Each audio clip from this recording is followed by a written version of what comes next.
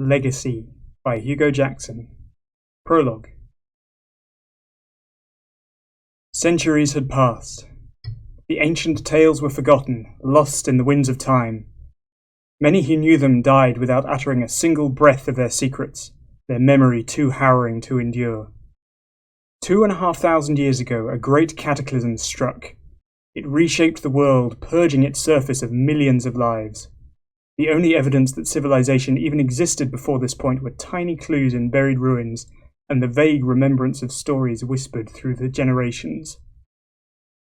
One sole word consistently appeared time and again, a single clue of the world that existed before: Nazreal. That this was once a city was the only certainty, and nothing more. Where it lay, why it disappeared, and the fate of its inhabitants remained as myth and speculation. The world had barely escaped from its spiraling plunge into chaos and virtual extinction. Those who survived fought over ancient artifacts unearthed by chance, the promise of old technologies fuel for their battle to remain alive. They were desperate to find out what happened and prevent it from happening again. While the world was currently stable, its foothold was tentative at best. Tense diplomacy and uneasy peace had reigned for many years now, but fresh arguments and border disputes erupted on a near-daily basis. But then, something stirred deep at the heart of the world. A new discovery had just been made. Chapter 1. Impossible! Nazreal does not exist! If it did, it wasn't anything more than the cities which stand today. How could it be anything else? Synedrion, grand central city of the Cadon government, was alight with debate. Show some intelligence, theorists. We can't draw conclusions until we've examined the evidence. There was nothing unusual about the Senate holding audience. It happened every 70 days. But those who knew the meeting's agenda were waiting impatiently outside the illustrious Pantheon structure of the Senate building, while the representatives conducted their speeches within its lavish halls.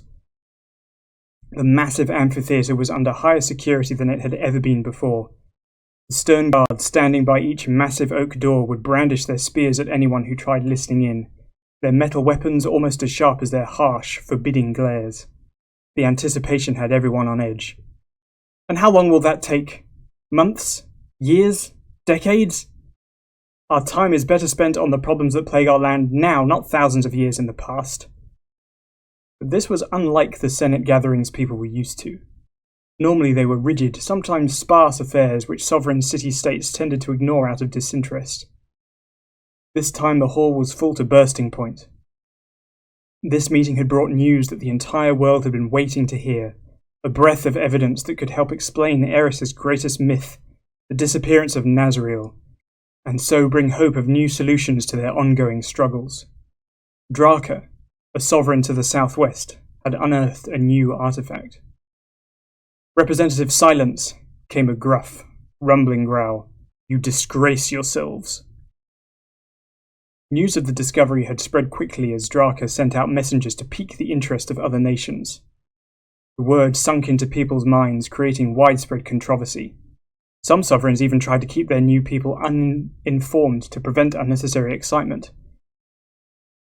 Nothing could be decided until the claims were proven true.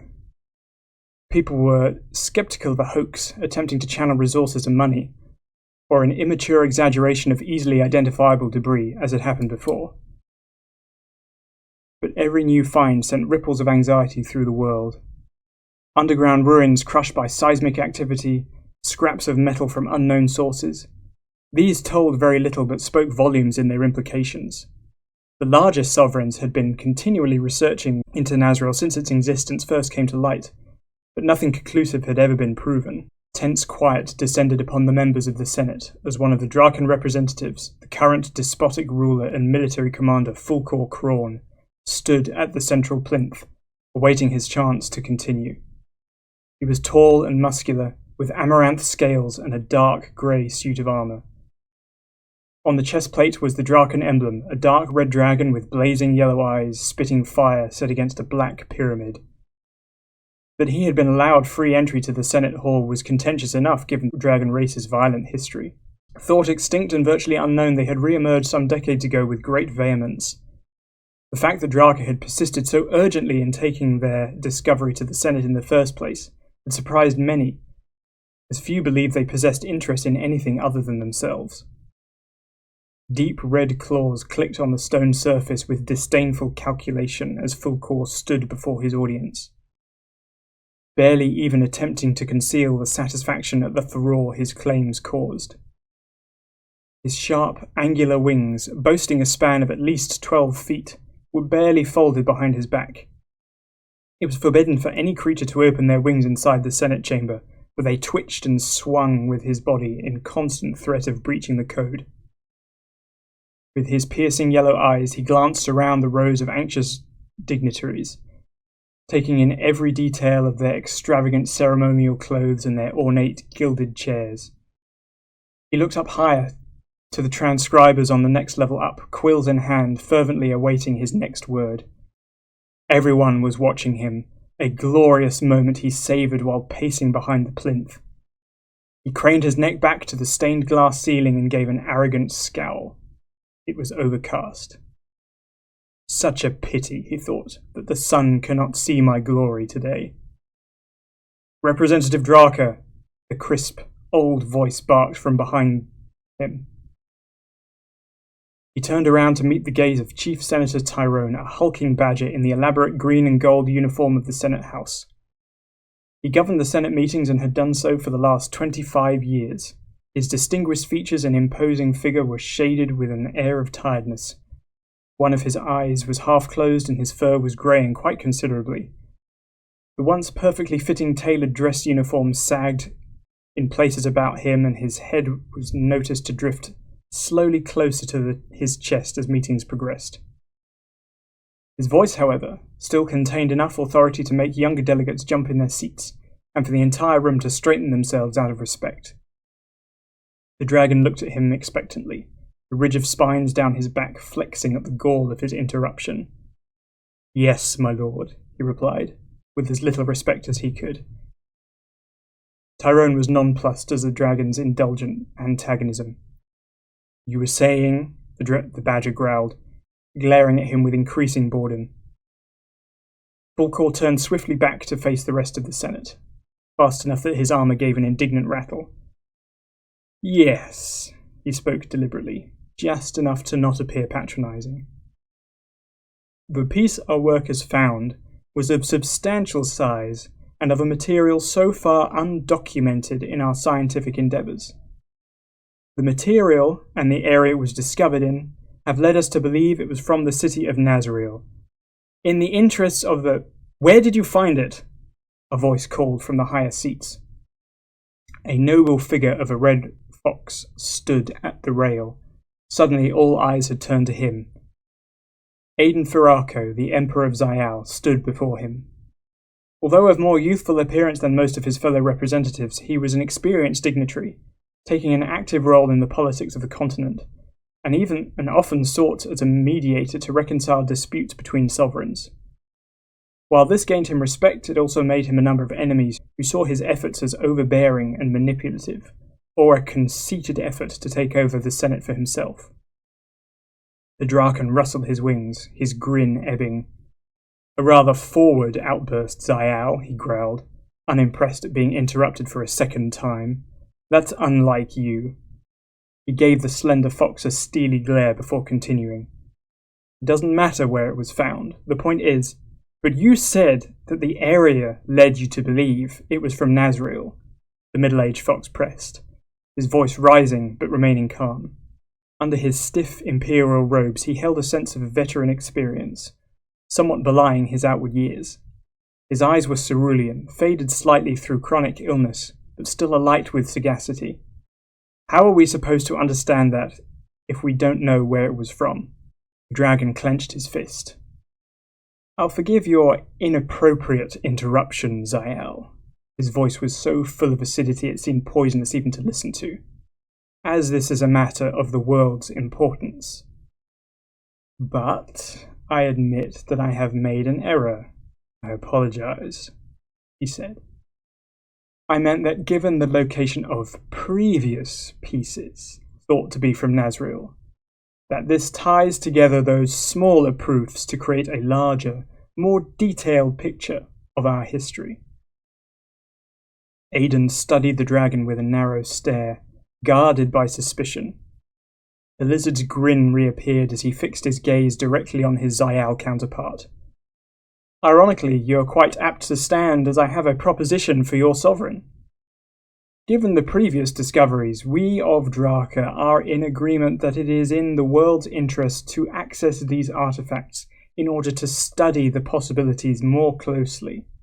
Specifically, we need to see the extensive library collected within the Xayall vaults, and hence express an interest in a joint venture to excavate areas within your borders for further research.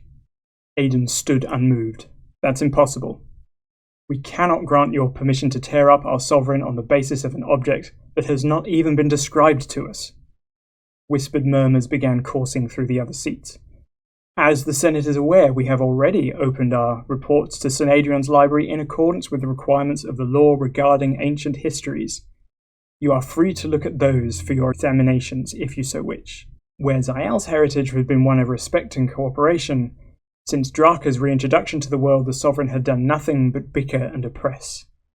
The dragons would frequently raid the tiny villages around towns that neighbored them, but these events were rarely, if ever, reported. The rest of their activities were more subversive, in dark corners and shady streets negotiating destructive agreements. They were not to be trusted, but difficult to pin on their crimes. Kraun, being the head of the civilization since its reappearance, had been throwing his might around in search of Nazreal since whispers of its existence caught the air, and although information was scarce, under his rule Dhraka had engaged many troops in legal and illegal artifact hunts. Everyone looked back at Fulcor, who, although keeping his body absolutely still behind the plinth, had a vicious fire in his eyes. His claws closed around the edges of the lectern, gouging bits of it free. "You are being unreasonable, Xayall," he seethed. "Don't you understand the importance of these facts? How are we to understand the ancient disaster that confined our race to the darkness if you forbid us from investigating it? How can we rebuild what was lost to history without sharing its knowledge?" "We don't even know that Nazreal was involved in the disaster," Aiden said calmly. "There is still nothing of ours that you have not already seen. The interest in our libraries aside, with Dhraka's border disputes being as they are, we cannot let you inside our sovereign. I'm sure you don't need reminding that your continued encroachment on numerous territories, including our own, has still not been rectified to the Senate's satisfaction. And you have not yet fulfilled your obligation to the Senate under the Ancient Histories Decree to reveal what this new artifact is. Until these matters are resolved, we have to respectfully deny your request." A new murmur swept around the hall. Aiden didn't allow himself to look around, focusing solely on the dragon at the pulpit. The smile had completely drifted from Fulcor's face, replaced with a stark, jagged snarl. "You still persist in your vile impertinence. You will suffer for this," he thought, the bile rising in his throat. "The matters of our country are none of your business, Xayall." A flicker of hatred flashed across his eyes as he addressed the fox. "Petty accusations aside, is our request unreasonable? This is in the interest of the entire world. Do not forget your responsibilities." "You mean your interests," Aiden growled internally. His knowledge of the Dhraka and Nazreal ran deeper than anyone else in the Senate. He was not prepared to back down. Fulcor took on a more obnoxious, patronizing tone, his conceit grating like claws on glass. "Perhaps Xayall has another reason to forbid us access," he tested harshly, pacing around the plinth again.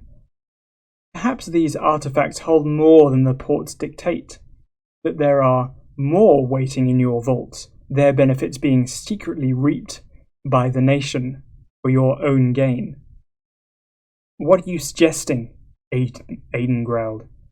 "I am not suggesting anything," the creature fawned, feigning a mock calm. "I'm merely speculating as to why a sovereign that has always had such an interest in Nazreal and proposed the ancient histories decree in the first place would be so protective over its release of information. After all, without having an outside nation to verify your response, there is no way of knowing they are genuine. I'm sure you don't believe us any more than we do you, but this piteous mistrust must be resolved, or we may never discover the truth of our world. Aiden could hear whispers creeping across the room. He withdrew from the parapet and straightened himself, content not to continue the debate any further. He was aware that Nazreal was a contentious issue for the entire Senate, and he didn't trust Dhraka not to have coerced other smaller sovereigns into supporting their cause, or to act independently to gain the knowledge they sought. I understand your concerns, Dhraka, but we cannot approve your request at this time, he said firmly, before sitting back down. Fulcor flicked his tail dismissively. Then there is little point in continuing. He bowed to Chief Senator Tyrone. I am finished in my address, my lord. Watched with satisfaction by his peers, he made his way to the Draken seats. An unsettled quiet sunk into the Senate, and the hope for detailed news dissolved into the air, unfulfilled. The Badger rapped his knuckles on the desk before him. Perhaps Xayall would be more willing to accede to your request if a third party oversaw the operation. Representative Dhraka, shall I put it to discussion at the next meeting? Fulcor craned his fearsome head around to give the old crone a look of absolute disgust. It shall be considered, my lord, he oozed. Tyrone nodded sagely, satisfied in his resolution. Then, to further matters, I trust that we shall hear no more than necessary of this pointless, cyclic argument. What an anticlimax, he sighed. Skyria, your representative. A female pine marten stood up, clutching a note in her hand. My lord, and fellow representatives, we have still not received any word about the Skyrian abductors who disappeared to the Caden mainland over 2 months ago. Once the meeting had finished, the delegates filed out of the amphitheatre, flanked by guards. Aiden was shadowed by his bodyguard Kier, a younger fox with 3 white crystal earrings in each ear and bold silver eyes.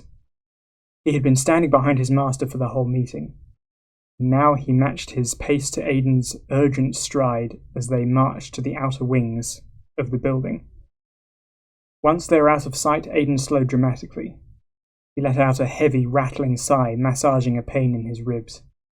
The heavy blue imperial robes were tiring him as much as the debate had, long sleeves and tight high collar constricting his already weakening circulation. He ripped the headdress off and bundled it towards Kier's chest. Hurriedly, he pulled open the collar of his jacket, allowing the oxygen to flow back into his lungs. His mind pulsed with the weight of the meeting. Are you all right, Your Majesty? Kier said, taking his arm in support. Aiden brushed him away, breathing through his teeth. Yes, I'm fine, Kier. It was just troublesome. I did offer to go in your stead, Majesty, the younger fox said quietly. Aiden let out a slight laugh, his pain slowly subsiding to a dull ache. This isn't something you would be able to debate. You'd never be allowed to speak if you weren't a representative anyway. It had to be me. Compounding his worries from the Senate was the journey back to Xayall, at least 2 days by carriage. As soon as he returned, he'd have to make plans to leave again, and Faria would not make it easy for him. They rounded a corner and descended a set of large, sweeping stairs. This was one of the main entrances to the building. Aiden could hear the bustling of the citizens in the streets outside.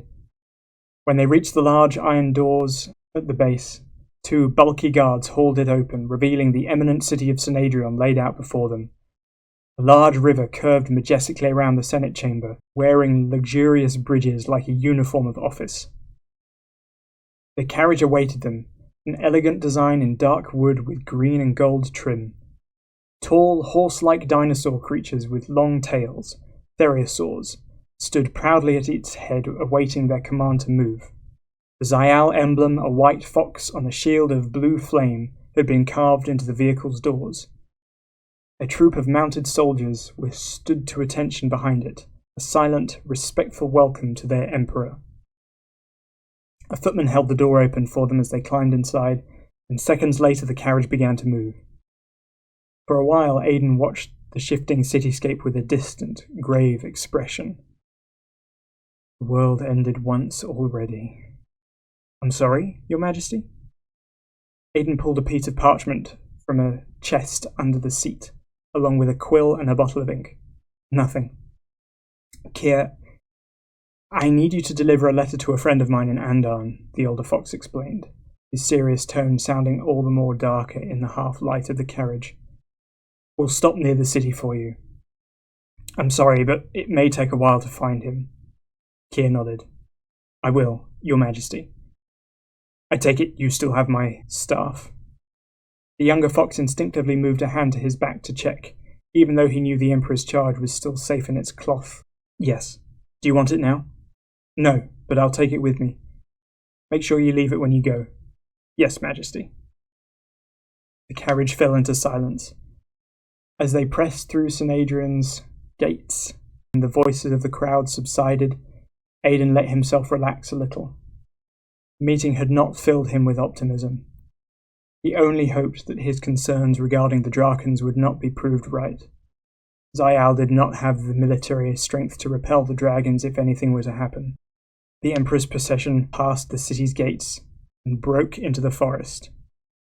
Some seconds after the last armoured creatures thundered away, a black carriage ground into motion, following in their tracks. Thanks so much for listening. This is the first chapter of my novel series, of which there are soon to be 3 books. 2 are currently available. This is 1. Actually, I need to minimize the window so you can see it. Yeah. Oh, I hate webcams. Okay, there we go. That's it. It's also behind me there. Yeah, if you enjoyed that, you can buy my book from inspiredquill.com. They're my lovely, lovely publisher. They're very LGBT friendly, very creative, and they like furries, so that's cool. Yeah, please consider it. It's available on ebook too. And at some point I'll do a reading of a section from the 2nd and 3rd books too. So thank you very much. Book.